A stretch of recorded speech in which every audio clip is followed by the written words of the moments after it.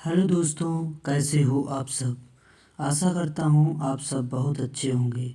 आज जो कहानी मैं सुनाने जा रहा हूँ वो एक सच्ची घटना कुछ साल पहले की दिल्ली में स्थित मशहूर कुतुब मीनार क्षेत्र की है, जो कि एक खंडहर में तब्दील हो चुका है। दिल्ली में बहुत सी डरावनी जगहें हैं जहाँ भूत प्रेत और अदृश्य शक्तियों की कहानियाँ मशहूर हैं। ऐसे ही एक कहानी दिल्ली का कुतुब मीनार क्षेत्र के पास स्थित एक खंडहर की, जिसे भूतिया और रहस्यमय माना जाता है। यह घटना कुछ साल पहले की है। एक युवक जिसका नाम रघु था, दिल्ली में एक नौकरी के सिलसिले में आया था। वह दिन भर की मेहनत के बाद रात को दिल्ली की ऐतिहासिक जगहों को देखने निकलता था। उसे एक अजीब तरह का आकर्षण था इन पुरानी और वीरान जगहों के प्रति। एक रात दोस्तों के साथ बातें करते किसी ने उसे बताया कि कुतुब मीनार के पास एक खंडहर बहुत ही खतरनाक और भूतिया माना जाता है। कहते हैं कि वहाँ रात के समय किसी के कदमों की आहट, अजीब सी आवाज़ें और चीखें सुनाई देती हैं। रघु एक साहसी और जिज्ञासु व्यक्ति था जिसे डर नहीं लगता था। उसने सोचा कि क्यों ना खुद जाकर देखा जाए कि यह सब सच है या एक मजाक या कोई अफवाह उड़ा रहा है। वह आधी रात को बिना किसी को बताए कुतुब मीनार के उस खंडहर की ओर निकल पड़ा। चारों ओर सन्नाटा पसरा हुआ था। केवल हल्की सी हवा चल रही थी जो पेड़ों की पत्तियों को सरसराहट की आवाज़ दे रही थी। जैसे ही रघु ने खंडहर में प्रवेश किया और तभी उसे एक ठंडी हवा का झोंका महसूस हुआ। उसे ऐसा लगा जैसे किसी ने उसके कानों में कुछ फुसफुसाया हो। उसने इधर उधर देखा पर कोई नहीं था।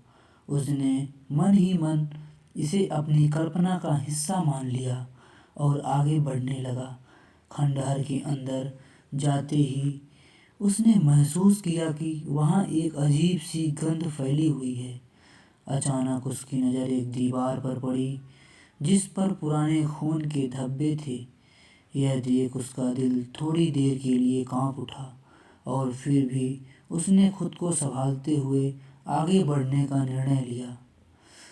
जैसे ही वह खंडहर के अंधेरे कोने में पहुंचा, उसे अपने पीछे किसी की आने की आहट सुनाई दी। ऐसा लग रहा था कोई उसकी ओर चलकर आ रहा है। उसने मुड़कर देखा तो कोई नहीं दिखा था, पर उसकी परछाई में एक और परछाई नजर आई। वह घबराकर आगे बढ़ने लगा और तभी उसे किसी के रोने की आवाज़ सुनाई दी। उस आवाज़ में इतना दर्द था कि उसका दिल धड़क उठा। उसने आवाज़ की दिशा में देखा तो एक महिला का धुंधला सा आकृति दिखाई दे रही थी। वह सफ़ेद साड़ी पहने हुए थी और उसके बाल बिखरे हुए थे। रघु के पैरों तले जमीन खिसक गई। उसने भागने का प्रयास किया लेकिन उसके पैर मानो जमीन में गड़ गए थे। वह महिला आत्मा उसकी ओर बढ़ने लगी और धीरे धीरे उसकी दर्द भरी चीखें तेज होती गई। रघु की आंखों के सामने अंधेरा छाने लगा और उसकी सांसें तेज हो गई। उस आत्मा ने रघु को इशारा किया और बोली, मुझे न्याय चाहिए, मुझे न्याय दो। रघु किसी तरह से खुद को संभालते हुए खंडहर से बाहर भागने लगा। बाहर आते ही उसने महसूस किया कि उसके शरीर में अजीब सी कमजोरी महसूस हो रही है। उस रात के बाद रघु बुरी तरह बीमार हो गया और उसका शरीर कमज़ोर होता चला गया।